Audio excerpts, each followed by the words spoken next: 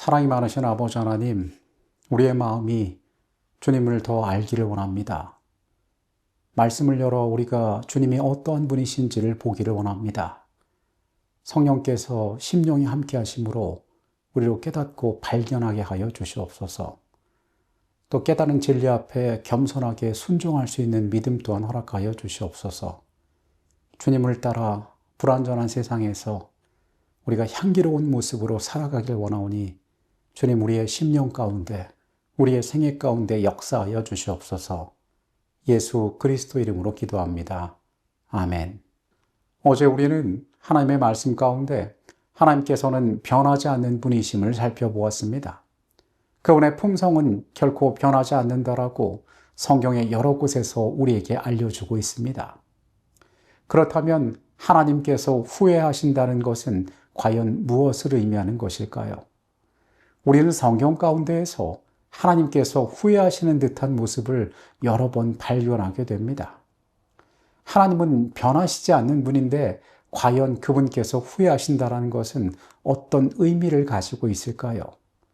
변함이 없다는 그 하나님의 모습이 잘못되었을까요? 우리는 매일 후회하며 살아가는 존재입니다. 그런데 하나님께서 후회하신다는 성경의 말씀이 어떤 의미인지 오늘 함께 살펴보도록 하겠습니다. 오늘의 주제는 하나님이 뜻을 돌이키시다니입니다. 출애굽기 32장 14절의 말씀입니다. 여호와께서 뜻을 돌이키사 말씀하신 화를 그 백성에게 내리지 아니하시니라. 출애굽기 32장의 배경은 유명한 금송아지 사건입니다. 모세는 십계명을 받기 위하여 백성을 떠나 시내산 위에 하나님께로 갔습니다. 아론과 백성들은 기다림에 지쳐 그곳에서 금송아지를 만들고 그것을 숭배하였습니다. 하나님께서는 모세에게 말씀하십니다. 너의 백성들이 타락하였다. 내가 그들을 멸하고 너로부터 다시 시작하야겠다. 모세는 하나님 앞에 그 백성을 위하여 간구합니다. 그 백성을 멸하지 말 것을 하나님께 간절히 청합니다. 모세의 중보를 통해 하나님께서는 뜻을 돌이키셨다라고 성경은 말합니다. 보통의 사람들이 뜻을 돌이켰다는 것은 다른 이의 설득으로 말미암아 원래 하려던 계획을 변경하였다는 것을 의미합니다. 그렇다면 이 시내산 위에서의 하나님도 모세에게 설득을 당하신 것이었을까요? 예레미야 18장의 말씀을 봅니다. 진흙으로 만든 그릇이 토기장이의 손에서 터짐에 그가 그것으로 자기 의견에 좋은 대로 다른 그릇을 만들더라. 그때 여호와의 말씀이 내게 임하니라. 이르시되 여호와의 말씀이니라.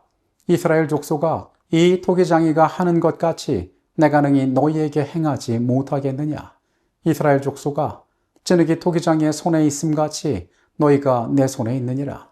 내가 어느 민족이나 국가를 뽑거나 부수거나 멸하려 할 때에 만일 내가 말한 그 민족이 그의 악에서 돌이키면 내가 그에게 내리기로 생각하였던 재앙에 대하여 뜻을 돌이키겠고, 내가 어느 민족이나 국가를 건설하거나 심으려 할 때에 만일 그들이 나보기에 악한 것을 행하여 내 목소리를 청종하지 아니하면 내가 그에게 유익하게 하리라고 한 복에 대하여 뜻을 돌이키리라. 이 예레미야서에도 역시 하나님께서 뜻을 돌이키신다는 표현이 나와 있습니다. 그렇다면 하나님께서 돌이키신다는 표현은 어떠한 의미일까요? 여기 나오는 하나님의 돌이키신다는 표현은 인간이 후회할 만한 선택을 한 후에 그것을 후회하며 되돌리는 것을 의미하지 않습니다. 성경의 여러 곳에서 하나님은 사람의 회개나 중보기도에 대한 응답으로 심판을 연기하고 뜻을 돌이키시는 분으로 묘사되고 있습니다. 하나님은 사람이 악에서 돌아오면 당신이 계획하신 심판을 돌이키시겠다고 이 말씀 가운데 약속하셨던 것입니다. 인간의 회개에 대한 응답으로 하나님께서 심판을 내리지 않는 것은 성경 전반에 등장하는 우리에게 익숙한 모습들인 것입니다. 우리가 어제 이야기한 것처럼 하나님께서는 상호적인 관계 가운데에 이러한 일들을 하실 수 있는 것입니다. 하나님께서 뜻을 돌이키신 것은 하나님께서 이전에 어떤 선택에 있어서 실수하였다는 것을 말하는 것이 결코 아니라는 것입니다. 민수기 23장의 말씀입니다. 하나님은 사람이 아니시니 거짓말을 하지 않으시고 인생이 아니시니 후회가 없으시도다. 어찌 그 말씀하신 바를 행하지 않으시며 하신 말씀을 실행하지 않으시랴. 사무엘상 15장 역시 말합니다. 이스라엘의 지존자는 거짓이나 변개함이 없으시니 그는 사람이 아니시므로 결코 변개하지 않으심이니이다. 이 구절은 결코 하나님께서 후회하지 않으신다는 것을 의미하는 것이 아니라 이 다른 구절과 전후 맥락을 살피면서 읽게 되면 이 말씀은 하나님의 후회나 돌이키심은 사람의 그것과 근본적으로 다르다는 것을 이야기하고 있습니다. 하나님은 항상 약속을 지키시며 인간의 회개에 대한 응답으로 그분의 하시는 일을 변경하실 때에 항상 당신의 선하심과 말씀을 따라 하신다는 것입니다. 재림교회 성경주석은 이 장면을 이렇게 묘사합니다. 여호와께서 뜻을 돌이키사라는 말은 하나님의 뜻을 인간의 언어로 표현해 보려는 미약한 시도이다. 엄격하게 말하면 하나님의 목적은 변개할 수 없는데 이는 그가 종말을 처음부터 알기 때문이다. 그러나 죄인들이 죄를 버리고 그에게 돌아올 때, 그의 자녀들이 긍휼과 용서를 그에게 간구할 때 그는 돌이킨다. 그의 진노를 긍휼로, 심판을 은혜로운 용서로 바꾼다.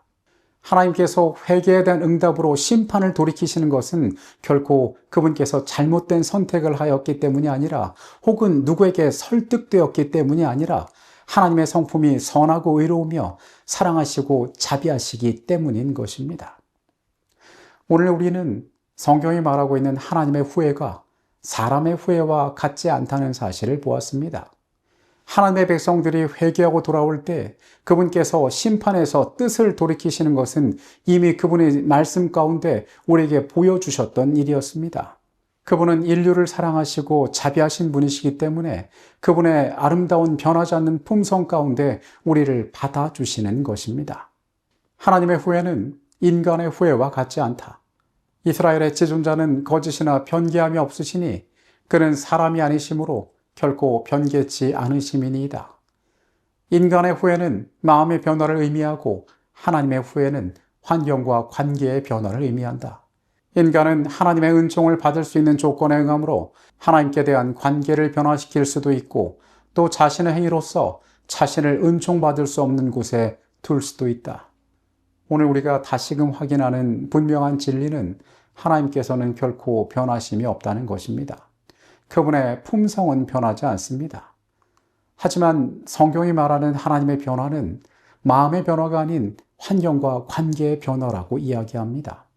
하나님 편에서 언제나 신실하시지만 그 반대편에 있는 사람의 편에서 그분의 백성들이 문제가 있을 때에 하나님께서 마치 변하신 것처럼 사람들이 느낄 수 있다는 것입니다. 오늘 다시 변하지 않는 하나님의 사랑이 우리를 향하고 있음을 기억하게 되시기 바랍니다. 또한 그 하나님께서 우리가 언제나 회개하고 그분 앞에 나아갈 때에 뜻을 돌이키실 수 있는 분임을 기억하게 되시기를 바라겠습니다. 기도하시겠습니다. 주님, 하나님의 후회는 인간의 후회와 다르다는 것을 오늘 우리가 깨닫습니다. 주께서 뜻을 돌이키심은 주께서 잘못된 선택을 하셨기 때문이 아니라 우리가 주의 앞에 돌아왔을 때에 우리를 사하고 우리를 용납하고 우리를 받아주시는 은혜란 사실을 우리가 기억하게 하여 주시옵소서. 광야의 이스라엘이 구원을 얻은 것처럼 니느웨 백성들이 그들의 회개로 말미암아 하나님께서 뜻을 돌이키신 것처럼 오늘 우리가 우리의 잘못된 것들을 내어놓고 주님 앞에 나아갈 때에 주님, 우리를 용납하고 우리를 받아주시옵소서.